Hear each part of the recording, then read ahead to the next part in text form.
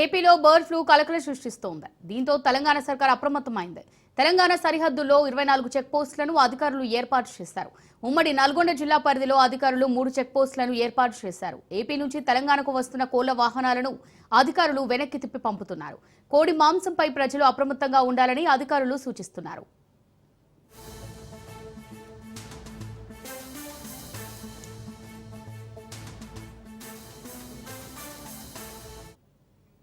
ఏపీలో bird flu కలకలం సృష్టిస్తుంది. దీంతో తెలంగాణ సర్కార్ అప్రమత్తమైంది. తెలంగాణ సరిహద్దుల్లో 24 చెక్ పోస్టులను అధికారులు ఏర్పాటు చేశారు. ఉమ్మడి నల్గొండ జిల్లా పరిధిలో అధికారులు 3 చెక్ పోస్టులను ఏర్పాటు చేశారు. ఏపీ నుంచి తెలంగాణకు వస్తున్న కోళ్ల వాహనాలను అధికారులు వెనక్కి తిప్పి పంపుతున్నారు. కోడి మాంసంపై ప్రజలు అప్రమత్తంగా ఉండాలని అధికారులు సూచిస్తున్నారు.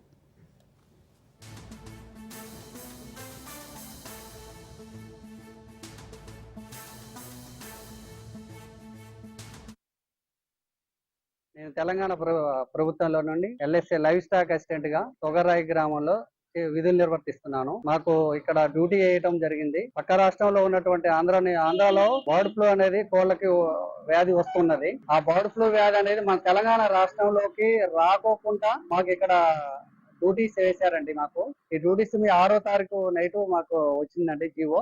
7వ తారీఖు నుంచి మేము విఎస్ మండల డాక్టర్ గారు, వెటనరీ అసిస్టెంట్ సర్జను, నేను లైవ్ స్టాక్ అసిస్టెంట్ నేను, నా పేరు శ్రీను, మరొక మా కొలిక్ అయినటువంటి లైవ్ స్టాక్ అసిస్టెంట్ చిరంజీవి, మీ ముగ్గురు విధులు నిర్వర్తిస్తున్నామండి.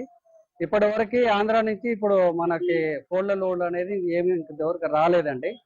మేము ప్రతిరోజు విధులు నిర్వర్తిస్తున్నాం. ఎటువంటి బండ్లు అనేది ఇంకా రాలేదండి మనకి. మేము ప్రతిరోజు సర్చ్ చేస్తున్నాను. ఈ పోలీస్ అధికారులు కూడా మాకు పూర్తిగా సహకరిస్తున్నారు.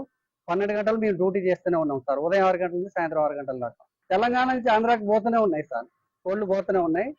మన రాష్ట్రంలో ఎటువంటి వైరస్ అనేది లేదు. ఓన్లీ ఇప్పుడు ఆంధ్రాలో ఉంది కాబట్టి ఆంధ్ర నుంచి మనకి కోళ్లు రాకుండా మనం కాపాడుతున్నాం సార్.